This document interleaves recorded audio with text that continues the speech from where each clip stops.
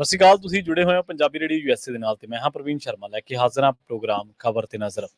ਖਬਰ ਤੇ ਨਜ਼ਰ ਪ੍ਰੋਗਰਾਮ ਦੇ ਵਿੱਚ ਕਈ ਅਹਿਮ ਤੇ ਕਈ ਖਾਸ ਖਬਰਾਂ ਨੂੰ ਲੈ ਕੇ ਚਰਚਾ ਕਰਨ ਦੇ ਲਈ ਜੁੜ ਚੁੱਕੇ ਨੇ ਪੰਜਾਬ ਤੋਂ ਪੱਤਰਕਾਰ ਦੀਪਕ ਸ਼ਰਮਾ ਚਨਾਰਥਲ ਜੀ। ਸ਼ਰਮਾ ਜੀ, ਸਤਿ ਸ਼੍ਰੀ ਅਕਾਲ। ਸਵਾਗਤ ਹੈ ਜੀ ਪੰਜਾਬੀ ਰੇਡੀਓ ਯੂਐਸਏ ਤੇ। ਸਤਿ ਸ਼੍ਰੀ ਅਕਾਲ ਪ੍ਰਵੀਨ ਜੀ, ਸਾਰੇ ਦਰਸ਼ਕਾਂ ਨੂੰ, ਸਾਰੇ ਸਰੋਤਿਆਂ ਨੂੰ ਪਿਆਰ ਭਰੀ ਸਤਿ ਸ਼੍ਰੀ ਅਕਾਲ ਜੀ। ਅੱਗੇ ਵਧਣ ਤੋਂ ਪਹਿਲਾਂ ਧੰਨਵਾਦ ਕਰਦੇ ਚਲੀਏ ਸਪਾਂਸਰਸ ਦਾ, ਜਿਹੜੇ ਜ਼ਰੀਆ ਬਣਦੇ ਨੇ ਇਹਨਾਂ ਪ੍ਰੋਗਰਾਮਾਂ ਨੂੰ ਤੁਹਾਡੇ ਤੱਕ ਪਹੁੰਚਾਉਣ ਦੇ ਲਈ। ਖਾਲਸਾ ਇੰਸ਼ੋਰੈਂਸ ਏਜੰਸੀ ਵਾਲੇ, ਜਿਨ੍ਹਾਂ ਤੋਂ ਤੁਸੀਂ ਹਰ ਤਰੀਕੇ ਦੀ ਇੰਸ਼ੋਰੈਂਸ ਲੈ ਸਕਦੇ ਹੋ। ਇੰਸ਼ੋਰੈਂਸ ਬਾਰੇ ਪਤਾ ਕਰਨ ਦੇ ਲਈ ਇਹਨਾਂ ਦਾ ਨੰਬਰ ਹੈ 462722500। ਇਹ ਪਿਛਲੇ ਕਈ ਸਾਲਾਂ ਤੋਂ 1992 ਤੋਂ ਲਗਾਤਾਰ ਇੰਸ਼ੋਰੈਂਸ ਬਿਜ਼ਨਸ ਦੇ ਵਿੱਚ ਸ਼ਾਨਦਾਰ ਸੇਵਾਵਾਂ ਦੇ ਰਹੇ ਨੇ ਤੇ ਅਮਰੀਕਾ ਭਰ ਦੇ ਵਿੱਚ ਇੰਸ਼ੋਰੈਂਸ ਕਰਦੇ ਨੇ। ਓਬਾਮਾ ਕੇਅਰ, ਮੈਡੀਕੇਅਰ ਜਾਂ ਫਿਰ ਕਵਰਡ ਕੈਲੀਫੋਰਨੀਆ ਬਾਬਤ ਪਾਲਿਸੀ ਕਰਵਾਉਣ ਦੇ ਲਈ, ਸਲਾਹ ਲੈਣ ਦੇ ਲਈ ਅੱਜ ਹੀ ਕਾਲ ਕਰੋ 462722500 ਤੇ। ਟਰਕੀਆਨਾ ਇਮੀਗ੍ਰੇਸ਼ਨ ਲਾ ਫਰਮ ਵਾਲੀ ਜੇ ਟਰਕੀਆਨਾ ਟੋਨੀ ਟਰਕੀਆਨਾ ਦੇ ਨਾਲ ਤੁਸੀਂ ਯੂਐਸ ਇਮੀਗ੍ਰੇਸ਼ਨ ਬਾਬਤ ਕੋਈ ਵੀ ਸਲਾਹ ਕਰਨੀ ਹੈ, ਕੋਈ ਵੀ ਸਵਾਲ ਪੁੱਛਣਾ ਤੇ ਇਹਨਾਂ ਦਾ ਨੰਬਰ ਹੈ 4159090503। ਗੁਰਦੀਪ ਸਿੰਘ ਬਿਰਦੀ ਕਲੋਵਿਸ, ਮਨਦੀਪ ਸਿੰਘ, ਸੰਦੀਪ ਕੌਰ ਸੈਨ ਹੋਜ਼ੇ, ਗੁਰਪਾਲ ਸਿੰਘ ਸੈਕਰਾਮੈਂਟੋ, ਜੈਂਦ ਕੌਰ ਬੇਕਰਸਫੀਲਡ, ਕਮਲਜੀਤ ਸਿੰਘ ਮੱਖਣ ਦੌਲਤਪੁਰੀਆ ਸੈਂਟਰਲ ਵੈਲੀ ਤੇ ਜੱਸੀ ਗਿੱਲ ਪਲੰਬਿੰਗ ਵਾਲੇ ਬੇਕਰਸਫੀਲਡ ਤੋਂ। ਇਹਨਾਂ ਸਾਰੇ ਹੀ ਸਪਾਂਸਰਸ ਦਾ ਬਹੁਤ ਬਹੁਤ ਧੰਨਵਾਦ। ਤੇ ਜੇਕਰ ਤੁਸੀਂ ਵੀ ਪੰਜਾਬੀ ਰੇਡੀਓ ਯੂਐਸਏ ਦੇ ਇਹਨਾਂ ਪ੍ਰੋਗਰਾਮਾਂ ਨੂੰ ਸਪਾਂਸਰ ਕਰਨਾ ਚਾਹੁੰਦੇ ਹੋ ਤਾਂ ਸਟੂਡੀਓ ਦਾ ਨੰਬਰ ਹੈ 462722500। ਅੱਜ ਦਾ ਖਬਰ ਤੇ ਨਜ਼ਰ ਪ੍ਰੋਗਰਾਮ ਸਾਲ 2024 ਦੀ 26 ਜੂਨ ਦਾ ਪ੍ਰੋਗਰਾਮ ਹੈ ਤੇ ਦਿਨ ਅੱਜ ਬੁੱਧਵਾਰ ਹੈ। ਸ਼ਰਮਾ ਜੀ, ਖਬਰਾਂ ਦੀ ਸ਼ੁਰੂਆਤ ਕਰੀਏ ਅਕਾਲੀ ਦਲ ਤੋਂ। ਅਕਾਲੀ ਦਲ ਦੇ ਸੰਕਟ ਤੋਂ ਪੰਜਾਬ ਦੇ ਵਿੱਚ ਜਿਸ ਤਰੀਕੇ ਦਾ ਅਕਾਲੀ ਦਲ ਦੀ ਰਾਜਨੀਤੀ ਹੁਣ ਮੋੜਾ ਲੈ ਰਹੀ ਹੈ, ਅਕਾਲੀ ਦਲ ਦਾ ਭਵਿੱਖ ਧੁੰਦਲਾ ਜਾਂ ਫਿਰ ਚਾਨਣ ਭਰਿਆ ਜੀ?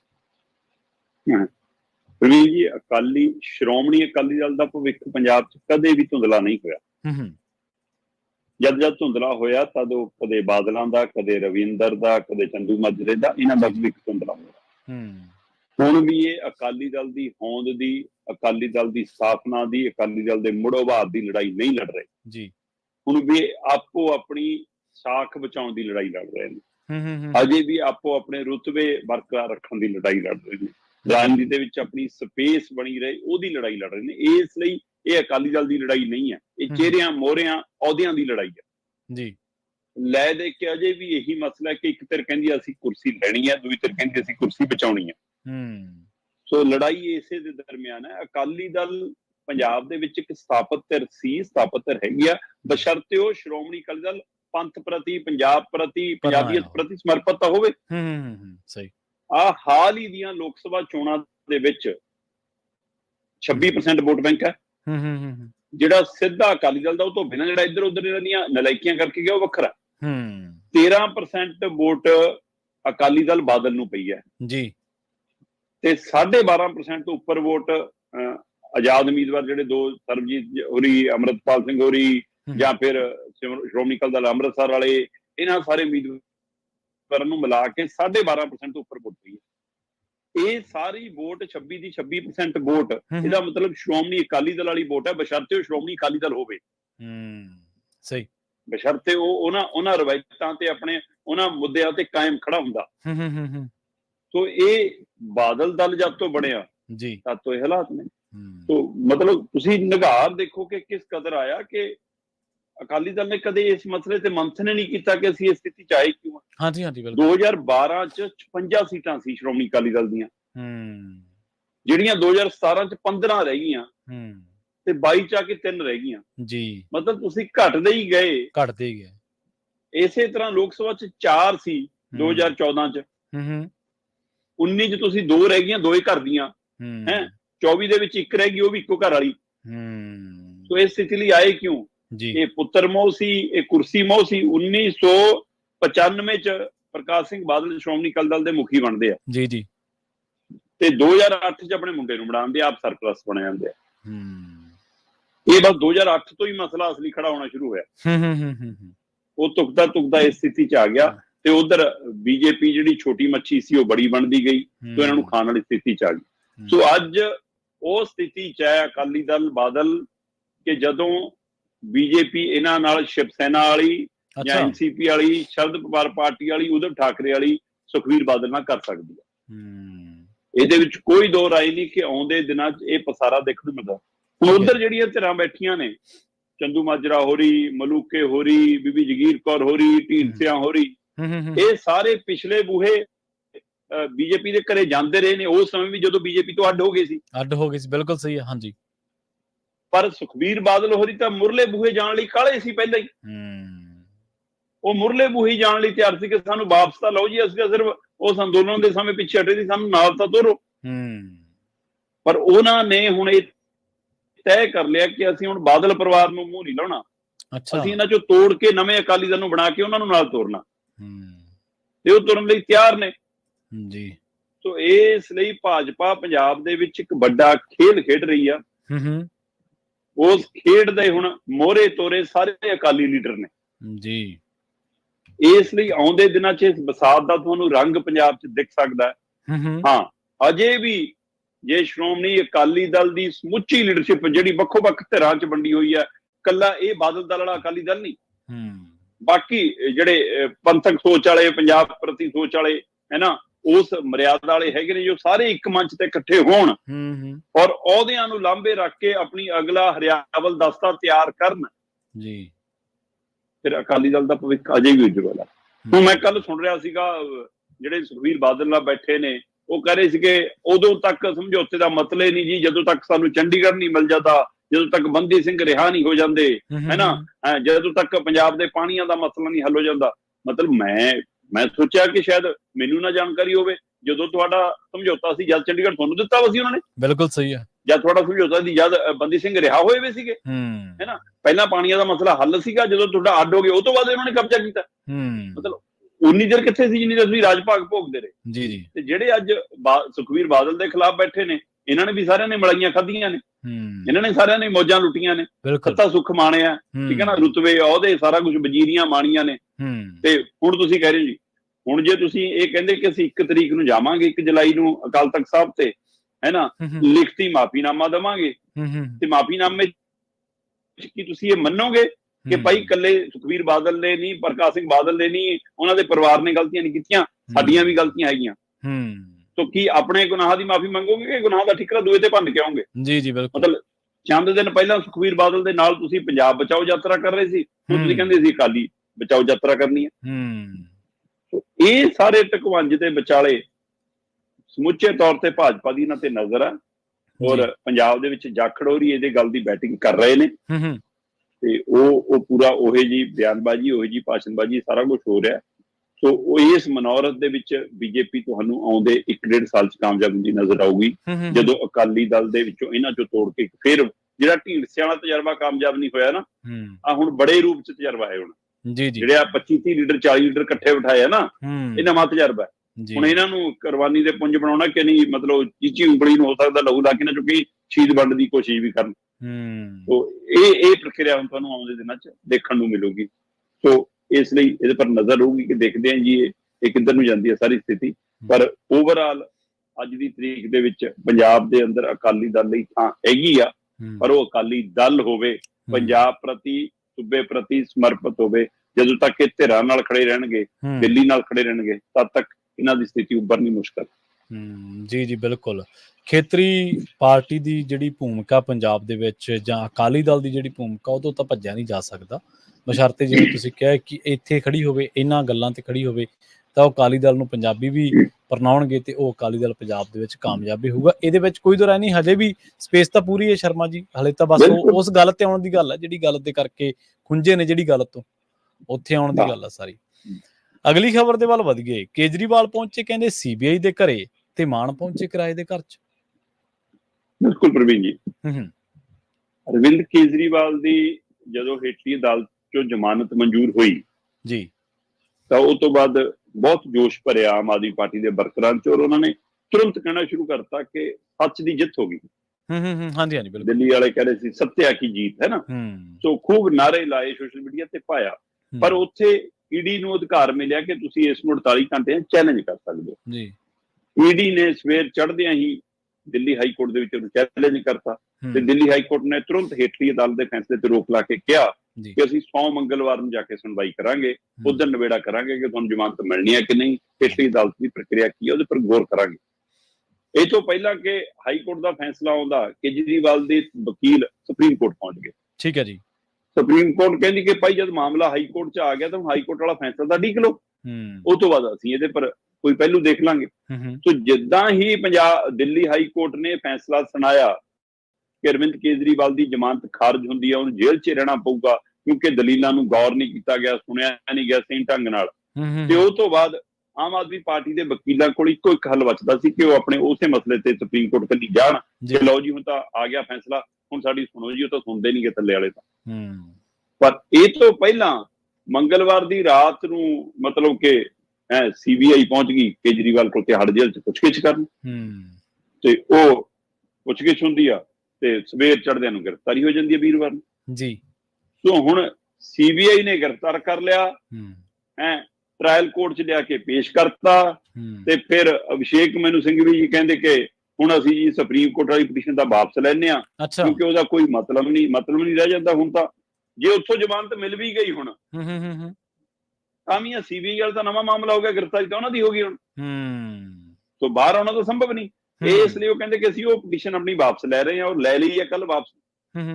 ਤੇ ਹੁਣ ਕਹਿੰਦੇ ਅਸੀਂ ਨਵੇਂ ਸਿਰੇ ਤੋਂ ਸੁਪਰੀਮ ਕੋਰਟ ਜਾਵਾਂਗੇ ਜੀ, ਤਾਂ CBI ਵਾਲਾ ਮਾਮਲਾ ਵੀ ਨਾਲ ਲੈ ਕੇ ਜਾਵਾਂਗੇ। ਠੀਕ ਆ। ਦੂਜੇ ਪਾਸੇ CBI ਨੇ ਜਦੋਂ ਟ੍ਰਾਇਲ ਕੋਰਟ 'ਚ ਪੇਸ਼ ਕੀਤਾ ਕੇਜਰੀਵਾਲ ਜੀ ਨੂੰ, ਤੇ ਕੇਜਰੀਵਾਲ ਜੀ ਦੀ ਜਦ ਸ਼ੂਗਰ ਘਟ ਗਈ, ਉਹ ਅੱਛਾ ਜਿਹੜੀ ਇੰਨੇ ਦਿਨਾਂ ਵਿੱਚ ਸਾਰਾ ਕੁਝ ਸੈੱਟ ਚੱਲਿਆ ਰਿਹਾ ਸੀ, ਉਹ ਇਸ ਨਵੀਂ ਗ੍ਰਿਫਤਾਰੀ ਨਾਲ ਫਿਰ ਘਟ ਗਈ। ਮਤਲਬ CBI ਕੋਲ ਵੀ ਕੁਝ ਨਵਾਂ ਨਹੀਂ ਸੀ, ਉਹੀ ED ਵਾਲਾ ਮਾਸਲਾ, ਉਹੀ ਸ਼ਰਾਬ ਘਟਾਲਾ, ਉਹੀ 100 ਕਰੋੜ, ਉਹੀ ਦੱਖਣੀ ਗਰੁੱਪਾਂ ਵਾਲੇ ਫੰਡਾਂ ਤੋਂ 100 ਕਰੋੜ ਲੈ ਕੇ ਜੀ ਗੋਆ 'ਚ ਵਰਤਿਆ, ਸਾਰੀਆਂ ਦਲੀਲਾਂ, ਪਰਚਾ ਉਹੀ ਸੀਗਾ ਸਾਰਾ ED ਵਾਲਾ ਜਿਹੜਾ ਤਿਆਰ ਕੀਤਾ ਵਾ, ਹੈ ਨਾ। ਤੇ ਪਰ ਉਸ ਮਸਲੇ ਤੇ ਅਗਲਿਆਂ ਨੇ ਸੁਣਵਾਈ ਕੀਤੀ ਤੇ ਉਹਨਾਂ ਨੇ 5 ਦਿਨ ਦਾ ਰਿਮਾਂਡ ਮੰਗਿਆ ਕਿ ਕੇਜਰੀਵਾਲ ਨੇ ਪੁੱਛਗਿੱਛ ਤਾਂ ਦੱਸਦਾ ਨਹੀਂਗਾ ਜੀ, ਅਸੀਂ ਰਿਮਾਂਡ ਤੇ ਪੁੱਛਣਾ। ਤੇ ਟ੍ਰਾਇਲ ਕੋਰਟ ਨੇ 3 ਦਿਨ ਦੇ ਰਿਮਾਂਡ ਤੇ CBI ਦੇ ਹਵਾਲੇ ਕਰਤਾ ਕੇਜਰੀਵਾਲ ਨੂੰ। ਸੋ ਕੇਜਰੀਵਾਲ ਤਾਂ ਜੀ ਤਿਹਾੜ ਜੇਲ੍ਹ ਚੋਂ ਨਿਕਲ ਕੇ ਪਹੁੰਚ ਗਏ CBI ਦੇ ਘਰ ਜੀ, ਤੇ ਹੁਣ ਉਹ ਤੋਂ 3 ਦਿਨਾਂ ਤੋਂ ਬਾਅਦ ਪਤਾ ਲੱਗੂਗਾ ਕਿ 29 ਨੂੰ ਅਗਲੀ ਸੁਣਵਾਈ ਹੋਣੀ ਆ। ਹਾਂ, ਜਿੰਨੀ ਦੇਰ ਰਿਮਾਂਡ ਰਹੂਗਾ ਉਨੀ ਦੇਰ ਹਰ ਰੋਜ਼ 3 ਦਿਨ 30 ਮਿੰਟ ਲਈ ਆਪਣੀ ਧਰਮ ਪਤਨੀ ਨੂੰ, 30 ਮਿੰਟ ਲਈ ਆਪਣੇ ਵਕੀਲ ਨੂੰ ਮਿਲ ਸਕਦੇ ਕੇਜਰੀਵਾਲ, ਹਰ ਰੋਜ਼ ਜੀ। ਤੇ ਉਹਦੇ ਨਾਲ ਰੋਟੀ ਘਰ ਦੀ ਵੀ ਖਾ ਸਕਦੇ ਆ, ਦਵਾਈਆਂ ਵੀ ਆਪਣੇ ਕੋਲ ਰੱਖ ਸਕਦੇ ਆ, ਇਹ ਉਹਨਾਂ ਨੂੰ ਸਹੂਲਤ ਦਿੱਤੀ ਗਈ ਆ। ਅਗਲੀ ਸੁਣਵਾਈ 29 ਜੂਨ ਨੂੰ, ਉਸ ਤੋਂ ਬਾਅਦ ਪਤਾ ਲੱਗੂਗਾ ਕਿ ਹੁਣ ਇਹ ਦੁਬਾਰਾ ਉਹਨੂੰ ਜੁਡੀਸ਼ੀਅਲ ਹਿਰਾਸਤ 'ਚ ਭੇਜਦੇ ਨੇ ਕਿ ਰਿਮਾਂਡ ਤੇ ਰੱਖਦੇ ਨੇ ਜਾਂ ਕੀ ਪ੍ਰਕਿਰਿਆ ਹੁੰਦੀ ਹੈ। ਪਰ ਇੱਧਰ ਪੰਜਾਬ ਦੇ ਮੁੱਖ ਮੰਤਰੀ ਸਾਹਿਬ ਨੇ ਜਿਹੜਾ ਘਰ ਲਿਆ ਸੀਗਾ ਜਲੰਧਰ ਕਿਰਾਏ ਤੇ, ਉਧਰ ਤਬਦੀਲ ਹੋ ਗਈ, ਉਹ ਕਿਰਾਏ ਦੇ ਘਰ 'ਚ ਕਦ ਚਲੇ ਗਏ ਜੀ। ਜਲੰਧਰ ਪੱਛਮੀ ਦੀ ਜਿਮਨੀ ਚੋਣ ਆ, ਔਰ ਇਹ ਡੇਰਾ ਉਹਦੇ ਧਿਆਨ 'ਚ ਰੱਖ ਕੇ ਜਲੰਧਰ ਸ਼ਿਫਟ ਕੀਤਾ, ਡੇਰਾ ਉੱਥੇ ਲਾਇਆ। ਪਰ ਇਹ ਕਹਿੰਦੇ ਕਿ ਹੁਣ 2027 ਤੱਕ ਮੇਰਾ ਘਰ ਜਲੰਧਰ ਹੀ ਰਹੂਗਾ, ਮੈਂ ਇੱਥੋਂ ਹੀ ਹਫ਼ਤੇ 'ਚ 3 ਦਿਨ ਇੱਥੋਂ ਹੀ ਰਹਿ ਕੇ ਸਾਰਾ ਕੰਮ ਚਲਾਊਂਗਾ ਤਾਂ ਕਿ ਦੁਆਬੇ ਦੇ ਔਰ ਮਾਝੇ ਦੇ ਲੋਕਾਂ ਨੂੰ ਮੁਸ਼ਕਲ ਨਾ ਆਵੇ, ਉਹ ਮੈਨੂੰ ਇੱਥੇ ਮਿਲਿਆ ਕਰਨ, ਚੰਡੀਗੜ੍ਹ ਨਾ ਆਉਣਾ ਪਵੇ ਉਹਨਾਂ ਨੂੰ। ਅੱਛਾ, ਇਸ ਲਈ ਮੁੱਖ ਮੰਤਰੀ ਸਾਹਿਬ ਕਹਿੰਦੇ ਮੈਂ ਘਰ ਲਿਆ। ਸੋ ਆਮ ਆਦਮੀ ਪਾਰਟੀ ਦੇ ਮੁੱਖ ਮੰਤਰੀ ਨੇ ਇਸ ਲਈ ਤੁਹਾਡੇ ਹਿਸਾਬ ਨਾਲ ਛੋਟਾ ਜਿਹਾ ਘਰ ਲਿਆ ਹੋਣਾ ਨਾ। ਸੋ ਆਮ ਬੰਦੇ ਨੇ 2 ਕਮਰੇ ਦੇ ਘਰ ਵਾਲੇ ਦੀਆਂ ਗੱਲਾਂ ਹੁੰਦੀਆਂ ਸੀ ਨਾ ਸਰਕਾਰ 'ਚ। 131 ਮਰਲੇ ਦਾ ਘਰ ਹੈ ਕਹਿੰਦੇ। ਅੱਛਾ, ਮਤਲਬ ਇਹ 20 ਮਰਲੇ ਹੁੰਦੇ ਆ ਇੱਕ ਕਨਾਲ 'ਚ, ਹੈ ਨਾ। ਤੇ ਹੁਣ ਤੁਸੀਂ ਹਿਸਾਬ ਲਾ ਲਓ ਕਿ ਜੇ 131 ਦਾ ਤਾਂ 6 ਕਨਾਲ ਤਾਂ ਹੋ ਹੀ ਗਏ ਨਾ। 6 ਤੋਂ ਵੀ ਉੱਪਰ ਹੋ ਗਏ, 6 ਤੋਂ ਵੀ ਉੱਪਰ ਨੇ, ਹਾਂਜੀ 6.5। ਹਾਂ 6.5, ਮਤਲਬ 8 ਕਨਾਲ ਦਾ ਇੱਕ ਕਿੱਲਾ ਮੰਨਿਆ ਜਾਂਦਾ, ਤਾਂ ਇਹਦਾ ਮਤਲਬ ਪੌਣੇ ਕਿੱਲੇ ਤੋਂ ਉੱਪਰ ਵੱਧ ਥਾਂ ਦੇ ਵਿੱਚ ਘਰ ਹੈ ਜਿਹੜਾ ਕਿਰਾਏ ਤੇ ਲਿਆ, ਤੇ ਉੱਥੋਂ ਰਹਿ ਕੇ ਆਮ ਆਦਮੀ ਪਾਰਟੀ ਦੇ ਮੁੱਖ ਮੰਤਰੀ ਹੁਣ ਚਲਾਉਣਗੇ। ਜਲੰਧਰ ਕੈਂਟ ਦੀ ਦੀਪ ਨਗਰ ਕਲੋਨੀ ਹੈ ਜੀ, ਜਿੱਥੇ ਕੱਲ ਆਪਣੀ ਧਰਮ ਪਤਨੀ ਨਾਲ, ਆਪਣੀ ਬੇਟੀ ਨਾਲ ਤੇ ਮੁੱਖ ਮੰਤਰੀ ਸਾਹਿਬ ਖੁਦ ਆਪਣੇ ਅਮਲੇ ਪੱਲੇ ਨਾਲ ਸਾਰੇ ਨਾਲ ਉਸ ਘਰ 'ਚ ਤਬਦੀਲ ਹੋ ਗਏ ਨੇ। ਸੋ ਉੱਥੇ ਜਾਣ ਦਾ ਹੁਣ ਕਿੰਨਾ ਕੁ ਆਮ ਆਦਮੀ ਪਾਰਟੀ ਨੂੰ ਫਾਇਦਾ ਹੁੰਦਾ ਹੈ, ਖਾਸ ਕਰ ਜਲੰਧਰ ਪੱਛਮੀ ਜਿਮਨੀ ਚੋਣ ਤੋਂ, ਉਹ ਦੇਖਣ ਵਾਲੀ ਗੱਲ ਹੋਊਗੀ। ਇਹ ਤੋਂ ਬਾਅਦ ਜਿਹੜੇ 4 ਹੋਰ ਜਿਮਨੀ ਚੋਣਾਂ ਆਉਣੀਆਂ, ਕਿ ਉਹਨਾਂ ਦੇ ਹਲਕਿਆਂ 'ਚ ਵੀ ਜਾ ਕੇ, ਉਹਨਾਂ ਸ਼ਹਿਰਾਂ 'ਚ ਵੀ ਜਾ ਕੇ ਕਰ ਲੈਣਗੇ ਜਾਂ ਇੱਥੋਂ ਹੀ ਸਾਰਾ ਕੁਝ ਚਲਾਉਣਗੇ, ਉਹ ਵੀ ਦੇਖਣ ਵਾਲੀ ਗੱਲ ਹੋਊਗੀ ਜੀ। ਜੀ ਤੇ ਸ਼ਰਮਾ ਜੀ, ਅਗਲੀ ਖਬਰ ਦੇ ਵੱਲ ਵਧੀਆ, ਦਰਬਾਰ ਸਾਹਿਬ ਦੀ ਗੱਲ ਕਰੀਏ। ਫਿਲਮਾਂ ਦੀ ਪ੍ਰਮੋਸ਼ਨ ਤੇ ਵੀ ਪਾਬੰਦੀ ਲੱਗ ਗਈ ਹੈ ਜੀ। ਇਸ ਗੱਲ ਦੀ ਚਰਚਾ ਤਾਂ ਚੱਲ ਹੀ ਰਹੀ ਸੀ ਪਹਿਲਾਂ, ਪਰ ਅਮਲ ਦੇ ਵਿੱਚ ਹੁਣ ਆਇਆ ਇਹ ਨਾਮ। ਬਿਲਕੁਲ, ਆਪਾਂ ਕੱਲ ਵਿਸਤਾਰ ਤੇ ਗੱਲ ਕਰ ਰਹੇ ਸੀ ਕਿ ਉਸ ਯੋਗ ਵਾਲੀ ਘਟਨਾ ਤੋਂ ਬਾਅਦ ਸ਼੍ਰੋਮਣੀ ਕਮੇਟੀ ਨੇ ਆਪਣੇ ਨਿਯਮਾਂ ਨੂੰ, ਜਿਹੜੀ ਨਿਯਮਾਵਲੀ ਪਹਿਲਾਂ ਹੀ ਬਣੀ ਹੋਈ ਹੈ, ਜਿਹੜੀ ਮਰਿਆਦਾ ਪਹਿਲਾਂ ਹੈਗੀ ਆ, ਉਹਨੂੰ ਵੀ ਜਨਤਕ ਦੁਬਾਰਾ ਕੀਤਾ ਤੇ ਉਹਦੇ ਵਿੱਚ ਕੁਝ ਸੋਧ ਕਰਕੇ ਕੁਝ ਨਵੀਆਂ ਹੱਦਬੰਦੀਆਂ ਲਾ ਕੇ ਕਿ ਭਾਈ ਆ ਫੋਟੋਗ੍ਰਾਫੀ, ਵੀਡੀਓਗ੍ਰਾਫੀ ਦਰਬਾਰ ਸਾਹਿਬ ਦੀ ਪ੍ਰਕਰਮਾ 'ਚ ਬੈਨ ਹੈ। ਸੋ ਉਹ ਹਦਾਇਤਾਂ ਦੇ ਨਾਲ ਉਹ ਸੂਚਨਾ ਜਾਰੀ ਕੀਤੀ ਸੀ।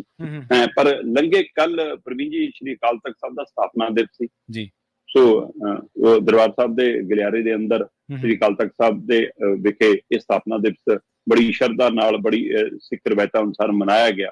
ਉਸ ਮੌਕੇ ਸ਼੍ਰੀ ਅਕਾਲ ਤਖਤ ਸਾਹਿਬ ਦੇ ਜਥੇਦਾਰ ਗਿਆਨੀ ਰਘਵੀਰ ਸਿੰਘ ਹੋਰਾਂ ਨੇ ਸੰਗਤ ਨੂੰ ਅਪੀਲ ਕਰਦਿਆਂ, ਸੁਨੇਹਾ ਦਿੰਦਿਆਂ ਇਹ ਬੇਨਤੀ ਕੀਤੀ ਕਿ ਦਰਬਾਰ ਸਾਹਿਬ ਜਦੋਂ ਵੀ ਆਓ, ਗੁਰੂ ਘਰ ਜਦੋਂ ਵੀ ਆਓ, ਤਾਂ ਸ਼ਰਧਾਲੂ ਬਣ ਕੇ ਆਓ। ਜੀ ਜੀ ਬਿਲਕੁਲ। ਆਪਣੇ VIP ਵਾਲੇ ਅਹੁਦੇ, ਆਪਣੇ ਰੁਤਬੇ, ਹੀਰੋ ਹੋ ਤੁਸੀਂ, ਐਕਟਰ ਹੋ ਤੁਸੀਂ, ਗਾਇਕ ਹੋ ਤੁਸੀਂ, ਫਿਲਮੀ ਹਸਤੀ ਹੋ, ਰਾਜਨੀਤਿਕ ਹਸਤੀ ਹੋ, ਇਹ ਸਾਰੇ ਆਪਣੇ ਅਹੁਦੇ, ਰੁਤਬੇ, ਹਉਮੈ, ਹੰਕਾਰ, ਦਰਸ਼ਨ ਡਿਊਟੀ ਤੋਂ ਬਾਹਰ ਛੱਡ ਕੇ ਆਇਆ ਕਰੋ। ਅੰਦਰ ਇੱਕ ਸ਼ਰਧਾਲੂ ਬਣ ਕੇ ਆਓ ਤੇ ਕਤਾਰ ਚ ਆਓ। ਫਿਰ ਜੇ ਸ਼ਰਧਾਲੂ ਬਣ ਕੇ ਆਉਣਾ ਨਾ, ਸੋ ਇਸ ਲਈ ਸੰਗਤ ਪੰਗਤ ਚ ਆਵੇ ਤਾਂ ਉਹ ਸੰਗਤ ਹੈ। ਸੋ ਇਹ ਇਸ ਲਈ ਕਹਿੰਦੇ ਕਿ ਉਹਨਾਂ ਨੇ ਇਹ ਅਰਜ਼ੋਈ ਵੀ ਕੀਤੀ ਤੇ ਨਾਲ ਹੀ ਸਪਸ਼ਟ ਕਿਹਾ ਕਿ ਬਾਕੀ ਜਿਹੜੀਆਂ ਸ਼੍ਰੋਮਣੀ ਕਮੇਟੀ ਨੇ ਹਦਾਇਤਾਂ ਕੀਤੀਆਂ ਉਹ ਤਾਂ ਗੌਰ ਕਰਨ ਵਾਲੀਆਂ ਹੈਗੀਆਂ। ਮੈਨੂੰ ਤਾਂ ਕਹਿੰਦੇ ਇਹ ਵੀ ਪਤਾ ਲੱਗਿਆ ਕਿ ਇੱਥੇ ਫਿਲਮਾਂ ਵਾਲੀਆਂ ਪ੍ਰਮੋਸ਼ਨ ਵਾਲੀਆਂ ਟੀਮਾਂ ਵੀ ਆ ਕੇ ਫਿਲਮਾਂ ਪ੍ਰਮੋਟ ਕਰੀ ਜਾਂਦੀਆਂ।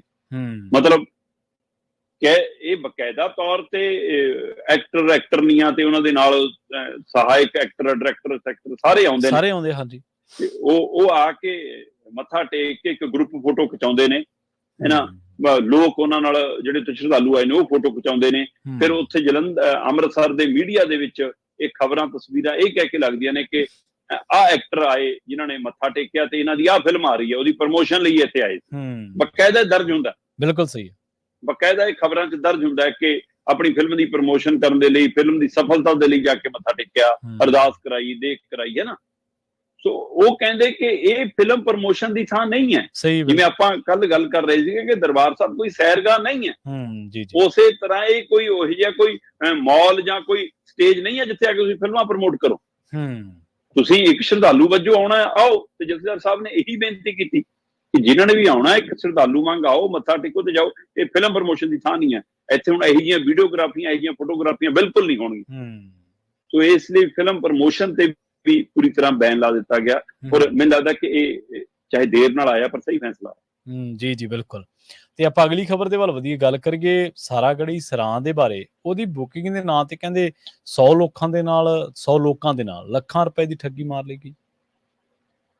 ਜੀ ਸ਼੍ਰੋਮਣੀ ਗੁਰਦੁਆਰਾ ਪ੍ਰਬੰਧਕ ਕਮੇਟੀ ਦੇ ਅਧੀਨ ਮਤਲਬ ਸਰਾਵਾਂ ਜਿਹੜੀਆਂ ਚੱਲਦੀਆਂ ਨੇ, ਉਹਨਾਂ ਦੇ ਵਿੱਚ ਖਾਸ ਕਰ ਅੰਮ੍ਰਿਤਸਰ ਦੇ ਵਿੱਚ, ਉਹਨਾਂ ਚੋਂ ਸਭ ਤੋਂ ਪ੍ਰਚਲਿਤ ਅੱਜ ਕੱਲ੍ਹ ਜਿਹੜੀ ਸਰਾਂ ਹੈ ਉਹ ਸਾਰਾਗੜ੍ਹੀ ਸਰਾਂ।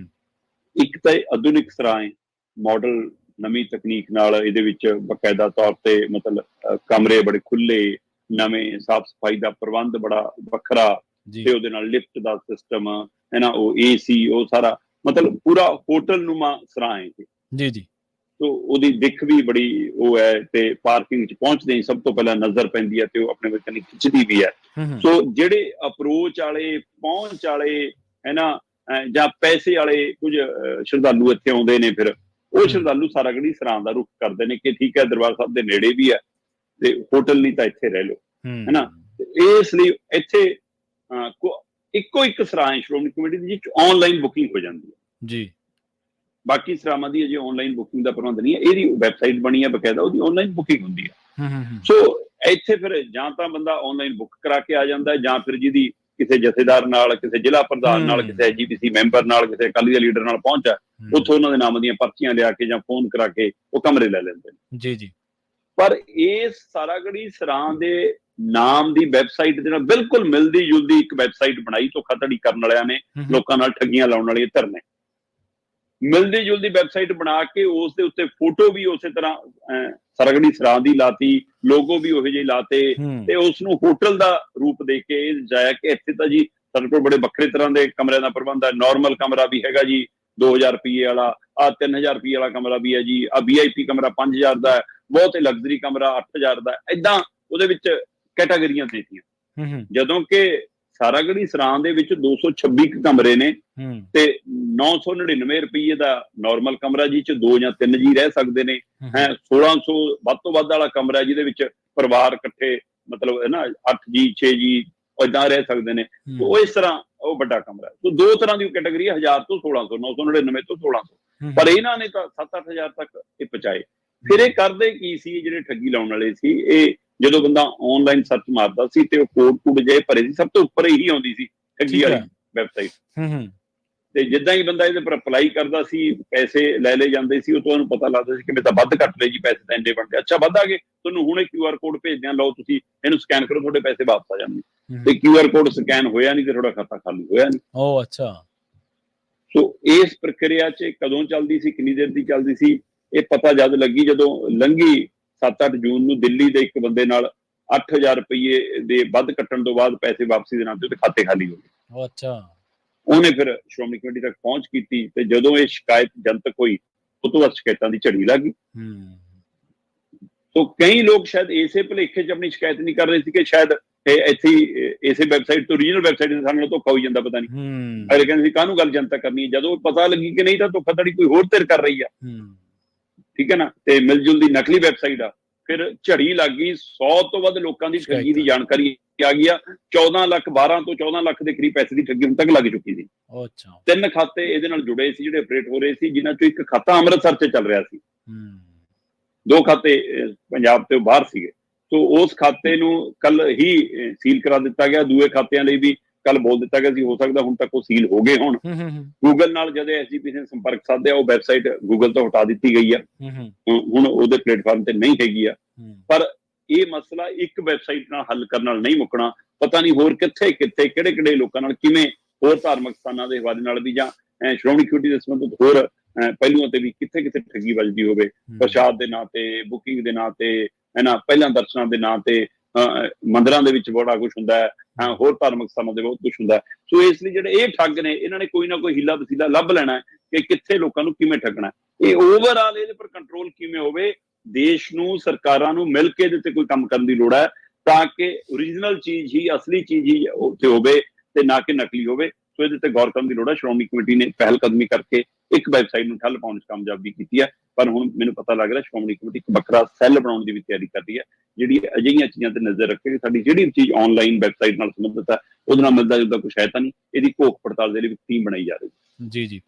ਪਰ ਲੋਕ ਦੇਖੋ, ਜਦੋਂ ਸ੍ਰੀ ਅੰਮ੍ਰਿਤਸਰ ਸਾਹਿਬ ਦੀ ਗੱਲ ਆਉਂਦੀ ਹੈ, ਲੋਕ ਬਾਹਰ ਇਨਕੁਆਇਰੀ ਵੀ ਨਹੀਂ ਕਰਦੇ।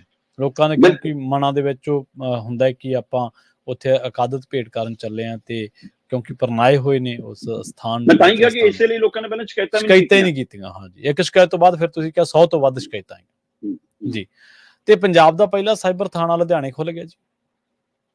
ਆਪਾਂ ਹੁਣੇ ਆ ਸਾਈਬਰ ਦੀ ਗੱਲ, ਆਨਲਾਈਨ ਠੱਗੀ ਦੀ ਗੱਲ ਕਰ ਰਹੇ ਹਾਂ, ਤੇ ਇਹ ਬਿਲਕੁਲ ਉਹਦੇ ਨਾਲ ਜੁੜਦਾ ਹੀ ਮਾਮਲਾ। ਪੰਜਾਬ ਦੇ ਵਿੱਚ ਕਹਿੰਦੇ ਜੀ ਪਹਿਲਾ ਸਾਈਬਰ ਥਾਣਾ ਜਿਹੜਾ ਲੁਧਿਆਣੇ 'ਚ ਖੁੱਲਿਆ। ਠੀਕ ਹੈ ਜੀ। ਇਹ ਨਹੀਂ ਕਿ ਇਸ ਤੋਂ ਪਹਿਲਾਂ ਸਾਈਬਰ ਕ੍ਰਾਈਮ ਨੂੰ ਰੋਕਣ ਲਈ ਕੁਝ ਨਹੀਂ ਸੀਗਾ। ਪੰਜਾਬ ਭਰ 'ਚ ਹਰ ਜ਼ਿਲ੍ਹੇ 'ਚ ਸਾਈਬਰ ਸੈੱਲ ਬਣੇ ਹੋਏ ਨੇ, ਪਰ ਉਹ ਪ੍ਰਕਿਰਿਆ ਇੰਨੀ ਗੁੰਝਲਦਾਰ ਹੈ ਕਿ ਜਿਹਦੇ ਤੱਕ ਲੋਕਾਂ ਦੀ ਪਹੁੰਚ ਨਹੀਂ ਹੋ ਪਾਉਂਦੀ ਸੀ। ਮਤਲਬ ਕਿਸੇ ਵਿਅਕਤੀ ਨਾਲ ਆਨਲਾਈਨ ਠੱਗੀ, ਅੱਜ ਕੱਲ੍ਹ ਤਾਂ ਠੱਗੀ ਕਮਾਲ ਦੀ ਹੈ ਜੀ, ਕਿ ਮੈਂ ਵਿਦੇਸ਼ 'ਚ ਤੁਹਾਡੀ ਸਹੇਲੀਆਂ ਤੁਹਾਨੂੰ ਗਿਫਟ ਭੇਜ ਰਹੀਆਂ, ਮੈਨੂੰ 에ਅਰਪੋਰਟ ਤੇ ਰੋਕ ਲਿਆ ਜੀ, ਮੇਰੇ ਕੋਲ ਤਾਂ ਡਾਲਰ ਨੇ, ਇੰਨੇ ਪੈਸੇ ਪਾ ਦਿਓ, ਹੈ ਨਾ, ਜਾਂ ਤੁਸੀਂ ਆ ਗਿਫਟ ਆਊਗਾ ਉਹਨੂੰ ਛੁਡਾ ਲਿਓ, ਮੈਂ ਇੰਨੇ ਡਾਲਰ ਭੇਜਿਆ ਤੁਹਾਡੇ ਲਈ, ਤੁਹਾਡੇ ਇੰਨੇ ਪੈਸੇ ਲੱਗਣੇ ਆ। ਅਸੀਂ ਜੀ ਐਕਸਾਈਜ਼ ਵਿਭਾਗ ਤੋਂ ਬੋਲਦੇ ਹਾਂ, ਅਸੀਂ ਜੀ ਸੈਂਟਰ ਦੇ ਵਿਭਾਗ ਤੋਂ ਬੋਲਦੇ ਹਾਂ, ਅਸੀਂ 에ਅਰਪੋਰਟ ਤੋਂ ਬੋਲਦੇ ਹਾਂ ਜੀ, ਹੈ ਨਾ। ਸੋ ਇਸ ਤਰ੍ਹਾਂ ਕਰਕੇ ਫਿਰ ਕੋਰੀਅਰ ਆ ਗਿਆ ਜੀ ਤੁਹਾਡਾ, ਜਾਂ ਤੁਹਾਨੂੰ LIC ਦੀ ਆਹ ਦੇਣੀ ਆ ਜੀ, ਸ਼ੇਅਰ ਮਾਰਕੀਟ ਆ ਜੀ, ਰਿਟਾਇਰ ਬੰਦੇ, ਏਦਾਂ ਰੋਜ਼ ਠੱਗੀਆਂ ਵੱਜਦੀਆਂ, ਖਾਤੇ ਖਾਲੀ ਹੁੰਦੇ ਆ। ਪਰ ਜਦੋਂ ਵਿਅਕਤੀ ਨਾਲ ਠੱਗੀ ਵੱਜਦੀ ਹੈ ਤਾਂ ਬੰਦਾ ਸਭ ਤੋਂ ਪਹਿਲਾਂ ਆਪਣੇ ਇਲਾਕੇ ਦੇ ਥਾਣੇ ਕਨੀ ਨੂੰ ਭੱਜਦਾ, ਚੌਂਕੀ ਕਨੀ ਨੂੰ ਭੱਜਦਾ। ਤੇ ਜਦੋਂ ਬੰਦਾ ਥਾਣੇ ਚੌਂਕੀ ਜਾਂਦਾ ਹੈ, ਉਹ ਦੇਖਦੇ ਅੱਛਾ ਆਨਲਾਈਨ ਠੱਗੀ ਹੋਈ ਹੈ, ਇਹ ਜੀ ਉਹ DC ਦਫ਼ਤਰ ਜਾਓ ਜੀ, ਉੱਥੇ ਸਾਈਬਰ ਸੈੱਲ ਹੈ ਜੀ, ਜਾਂ ਸਾਡੇ ਪੁਲਿਸ ਦੇ ਹੈੱਡਕੁਆਟਰ ਚਲ ਜਾਓ ਜੀ, ਉੱਥੇ ਸਾਈਬਰ ਸੈੱਲ ਹੈ ਜੀ, ਉੱਥੇ ਜਾਓ ਜੀ ਐਪਲੀਕੇਸ਼ਨ ਲੈ ਕੇ। ਬੰਦਾ ਸਾਈਬਰ ਸੈੱਲ ਆਉਂਦਾ, ਸਾਈਬਰ ਸੈੱਲ ਵਾਲੇ ਉਹਦੀ ਕੰਪਲੇਂਟ ਸੁਣਦੇ ਆ, ਕੰਪਲੇਂਟ ਨੂੰ ਉਹਦੇ ਨਾਲ ਸਰਚ ਕਰਦੇ ਆ। ਜਦੋਂ ਜਸਟੀਫਾਈ ਹੋ ਜਾਂਦਾ ਕਿ ਹਾਂ ਇਹ ਪਹਿਲੂ ਹੈਗਾ, ਇਹਦੀ ਜਾਂਚ ਹੋਣੀ ਚਾਹੀਦੀ ਹੈ, ਠੱਗੀ ਹੋਈ ਹੈ ਨਾ, ਫਿਰ ਉਹਨੂੰ ਮਾਰਕ ਕਰਕੇ ਵਾਪਸ ਥਾਣੇ ਭੇਜਦੇ ਆ। ਫਿਰ ਉਹ ਥਾਣਾ ਆਪਣੇ ਉੱਚ ਅਧਿਕਾਰੀਆਂ ਨਾਲ ਰਾਬਤਾ ਕਰਕੇ ਜੀ ਕਿ ਇੰਨੇ ਲੱਖ ਦੀ ਠੱਗੀ ਹੈ, ਇੰਨੇ ਦਾ ਠੱਗਾ ਜੀ, ਮਾਮਲਾ ਦਰਜ ਕਰ ਲਈਏ ਜੀ, ਆਹ ਧਰਮ, ਉਹ ਕਹਿੰਦੇ ਹਾਂ। ਫਿਰ ਉਹ ਮਾਮਲਾ ਦਰਜ ਹੁੰਦਾ, ਫਿਰ ਮਾਮਲਾ ਦਰਜ ਹੋਣ ਤੋਂ ਬਾਅਦ ਫਿਰ ਸਾਈਬਰ ਸੈੱਲ ਨੂੰ ਸੂਚਨਾ ਜਾਂਦੀ ਹੈ, ਫਿਰ ਸਾਈਬਰ ਸੈੱਲ ਉਹਦੀ ਖੋਜ ਪੜਤਾਲ ਸ਼ੁਰੂ ਕਰਦਾ। ਜਾਨੂੰ ਤਾਂ ਖਾਤੇ ਖਾਲੀ ਤੇ ਪੈਸੇ ਉੜ ਗਏ ਤੇ ਫੋਨ ਬੰਦ, ਨਵੇਂ ਸਿਮ ਲੈ ਹੋ ਜਾਂਦੇ ਆ, ਖਾਤਾ ਬੰਦ ਕਰਕੇ ਨਵਾਂ ਖਾਤਾ ਖੁੱਲ ਜਾਂਦਾ। ਫਰੀ ਆਫ ਪਰਚੂਰ ਤਾਂ ਮਿੰਟਾਂ ਸਕਿੰਟਾਂ ਦੀ ਖੇਡ ਹੁੰਦੀ ਆ, ਤੇ ਤੁਸੀਂ ਇਹਨੂੰ ਹਫ਼ਤਿਆਂ 10 ਦਿਨਾਂ 'ਚ ਲੈ ਕੇ ਜਾਂਦੇ, ਕਿੱਥੋਂ ਪੜੋਗੇ? ਹੁਣ ਹਰ ਕੋਈ ਤਾਂ ਪ੍ਰਨੀਤ ਕੌਰ ਹੈ ਨੀ ਗਾ, ਹਰ ਕਿਸੇ ਦਾ ਘਰ ਵਾਲਾ ਤਾਂ ਕੈਪਟਨ ਅਮਰਿੰਦਰ ਹੈ ਨੀ ਗਾ, ਹੈ ਨਾ, ਕਿ ਹਾਂ ਭਾਈ ਅਗਲਾ ਤੁਰੰਤ 4 ਘੰਟਿਆਂ 'ਚ ਵਾਪਸ ਦਿਲਾ ਦੂਗਾ, ਉਹਦੀ ਤਨਖਾਹ ਕੱਢ ਲਈ ਸੀ, ਸਾਰਾ ਕੁਝ, ਹੈ ਨਾ, ਸੋ ਵਾਪਸ ਮਿਲ ਗਈ। ਪਰ ਸਾਰਿਆਂ ਨਾਲ ਏਦਾਂ ਨਹੀਂ ਹੋ ਸਕਦਾ। ਸੋ ਇਸ ਲਈ ਇਸ ਪਹਿਲੂ ਦੇ ਉੱਤੇ ਗੌਰ ਕਰਦੇ ਹਾਂ, ਸਰਕਾਰ ਨੇ, ਪੰਜਾਬ ਦੇ ਗ੍ਰਹਿ ਵਿਭਾਗ ਨੇ ਇੱਕ ਨਿਵੇਕਲੀ ਪਹਿਲ ਕਦਮੀ ਕੀਤੀ ਆ, ਕਿਉਂਕਿ ਸਾਈਬਰ ਕ੍ਰਾਈਮ ਪੰਜਾਬ ਦੇ ਵਾਸੀਆਂ ਨਾਲ ਹੀ ਜਾਂ ਇੱਥੇ ਆਉਣ ਵਾਲੇ ਸੂਬਿਆਂ ਤੋਂ ਲੋਕਾਂ ਨਾਲ ਹੀ, NRI ਭਰਾਵਾਂ ਨਾਲ ਵੀ ਬਹੁਤ ਠੱਗੀ ਵੱਜ ਰਹੀ ਹੈ। ਸੋ ਇਹ ਸਾਰੇ ਨੂੰ ਧਿਆਨ 'ਚ ਰੱਖਦਿਆਂ ਹੋਇਆਂ ਲੁਧਿਆਣੇ ਦੇ ਵਿੱਚ ਪਹਿਲਾ ਸਾਈਬਰ ਥਾਣਾ ਖੁੱਲਿਆ ਜੀ। ਜਿਹੜਾ ਸਾਈਬਰ ਸੈੱਲ ਸੀ ਉਹਨੂੰ ਥਾਣੇ ਦਾ ਰੂਪ ਦਿੱਤਾ। ਮਤਲਬ ਹੁਣ ਤੁਸੀਂ ਸਾਈਬਰ ਨਾਲ ਸੰਬੰਧਿਤ ਸਿੱਧੀ ਕੰਪਲੇਂਟ ਸਾਈਬਰ ਥਾਣੇ ਲੈ ਕੇ ਜਾਓਗੇ, ਇੱਕ ਪਾਸੇ ਪੜਚੋਲ ਹੋਊਗੀ, ਦੂਜੇ ਪਾਸੇ ਉੱਥੇ ਹੀ FIR ਹੋਊਗੀ, ਤੁਰੰਤ ਉਹਦੀ ਜਾਂਚ ਹੋਊਗੀ, ਤੁਰੰਤ ਖਾਤੇ ਸੀਲ ਹੋ ਜਾਣਗੇ, ਤੁਰੰਤ ਖਾਤੇ ਰੋਕ ਸਕਣਗੇ। ਸੋ ਇਹ ਪ੍ਰਕਿਰਿਆ ਚੰਦ ਮਿੰਟਾਂ, ਸਕਿੰਟਾਂ, ਘੰਟਿਆਂ 'ਚ ਹੋ ਸਕਦੀ ਹੈ, ਬਸ਼ਰਤੇ ਸਰਕਾਰੀ ਮੁਲਾਜ਼ਮ ਕੰਮ ਕਰਨ। ਜੀ। ਸੋ ਇਸ ਲਈ ਇਹਦੀ ਸਥਾਪਨਾ, ਹਾਂ, ਉਹ ਜਿਹੜਾ ਸਾਈਬਰ ਸੈੱਲ ਪਹਿਲਾਂ ਹੀ ਚੱਲ ਰਿਹਾ ਸੀ ਲੁਧਿਆਣੇ 'ਚ, ਉਹ ਕਹਿੰਦੇ ਸਾਡੇ ਕੋਲ ਹਰ ਰੋਜ਼ ਔਸਤਨ 10-12 ਸ਼ਿਕਾਇਤਾਂ ਆਉਂਦੀਆਂ ਨੇ ਜੀ। ਤੇ 10-12 ਸ਼ਿਕਾਇਤਾਂ ਦੇ ਲਈ ਫਿਰ ਉਹ ਪੂਰੀ ਖੋਜ ਪੜਤਾਲ, ਆਨਲਾਈਨ ਇੱਕ ਪ੍ਰੋਸੈਸ ਹੈ, ਪੂਰਾ ਕੰਮ ਕਰਨਾ ਪੈਂਦਾ, ਪੂਰਾ ਨਿਟ ਕੇ ਇੱਕ ਸ਼ਿਕਾਇਤ ਤੇ ਹੀ। ਪਰ ਸਾਡੇ ਕੋਲ ਬੰਦੇ 20 ਨੇ ਤੇ ਹੁਣ ਪੂਰਾ ਸਾਈਬਰ ਥਾਣਾ ਹੀ ਇਹ ਬਣ ਗਿਆ, ਤਾਂ ਸਾਰੇ ਮਾਮਲੇ ਸਿੱਧੇ ਸਾਡੇ ਕੋਲ ਆਉਣੇ ਲੱਗ ਜਾਣੇ ਆ। ਇਹ ਗਿਣਤੀ ਵਧਣੀ ਵੀ ਹੈ। ਸੋ ਇਸ ਲਈ ਕਹਿੰਦੇ ਕਿ ਸਾਨੂੰ ਮਤਲਬ ਮਨੁੱਖੀ ਤਾਕਤ ਵੀ ਵਧਾਉਣ ਦੀ ਲੋੜ ਹੈ, ਸਾਨੂੰ ਉਹਨਾਂ ਦੀ ਗਿਣਤੀ ਵਧਾਉਣ ਦੀ ਲੋੜ ਹੈ, ਸਾਨੂੰ ਤਕਨੀਕ ਦੇ ਹਿਸਾਬ ਨਾਲ ਹੋਰ ਸਾਧਨਾਂ ਦੀ ਵੀ ਲੋੜ ਹੈ। ਸੋ ਇਸ ਲਈ ਇਕੱਲਾ ਸਾਈਬਰ ਥਾਣਾ ਲਿਖਣ ਨਾਲ, ਉਹ ਮੁਹੱਲਾ ਕਲੀਨਿਕ ਨਿਕਲਣ ਨਾਲ ਮਸਲਾ ਹੱਲ ਨਹੀਂ ਹੋਣਾ। ਸੋ ਇਸ ਲਈ ਇਕੱਲਾ ਸਾਈਬਰ ਥਾਣਾ ਲਿਖਣ ਨਾਲ ਨਹੀਂ, ਉਹਨਾਂ ਨੂੰ ਉਸ ਤਰ੍ਹਾਂ ਦੀ ਮੈਨ ਪਾਵਰ ਤੇ ਉਸ ਤਰ੍ਹਾਂ ਦੀ ਮਾਡਰਨ ਟੈਕਨੋਲੋਜੀ ਦੀ ਵੀ ਲੋੜ ਹੈ, ਤਾਂ ਕਿ ਉਹ ਚੋਰਾਂ ਦੇ ਬਰਾਬਰ ਮੁਕਾਬਲਾ ਕਰ ਸਕਣ। ਸੋ ਇਹ ਹੁਣ ਦੇਖਣ ਵਾਲੀ ਗੱਲ ਹੋਊਗੀ। ਜੇ ਇਹ ਕਾਮਯਾਬ ਹੋਇਆ ਤਾਂ ਪੰਜਾਬ ਦੇ ਸਾਰੇ ਜ਼ਿਲ੍ਹਿਆਂ ਦੇ ਵਿੱਚ ਸਾਈਬਰ ਸੈੱਲ, ਸਾਈਬਰ ਥਾਣਿਆਂ 'ਚ ਬਦਲ ਜਾਣਗੇ। ਪ੍ਰਵੀਨ ਜੀ ਬਿਲਕੁਲ। ਸ਼ਰਮਾ ਜੀ, ਇਹਨਾਂ ਖਾਸ ਖਬਰਾਂ ਤੇ ਖਾਸ ਜਾਣਕਾਰੀਆਂ ਦੇ ਲਈ ਤੁਹਾਡਾ ਬਹੁਤ-ਬਹੁਤ ਧੰਨਵਾਦ ਜੀ। ਬਹੁਤ ਸ਼ੁਕਰੀਆ ਜੀ। ਪ੍ਰੋਗਰਾਮ ਖਬਰ ਤੇ ਨਜ਼ਰ ਨੂੰ ਆਪਾਂ ਇੱਥੇ ਸਮਾਪਤ ਕਰਾਂਗੇ। ਤੁਹਾਡਾ ਸਾਰਿਆਂ ਦਾ ਵੀ ਬਹੁਤ ਧੰਨਵਾਦ। ਸਤਿ ਸ਼੍ਰੀ ਅਕਾਲ। ਜੁੜੇ ਰਹੋ ਪੰਜਾਬੀ ਰੇਡੀਓ USA ਦੇ ਨਾਲ।